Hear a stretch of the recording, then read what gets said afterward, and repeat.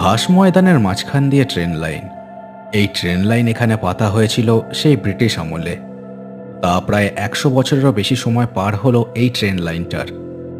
ঘাস ময়দানের মাঝখান বলে যখন ট্রেন যায় এখান দিয়ে, অদ্ভুত সুন্দর একটা দৃশ্য চোখে পড়ে সবার।